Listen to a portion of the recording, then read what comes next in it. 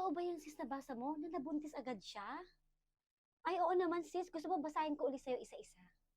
Ay, sige sis, para yung kaibigan ko. Kasi ang tagal niya nang walang anak eh. Hindi pa rin siya nabubuntis eh. Baka makatulong din sa kanya to. Ito babasahin ko ha, sa harapan mo mismo. Madam, tandaan niyo po ba ako? Umorder ako ng pangsuob at sabon. Oy, now buntis na ako.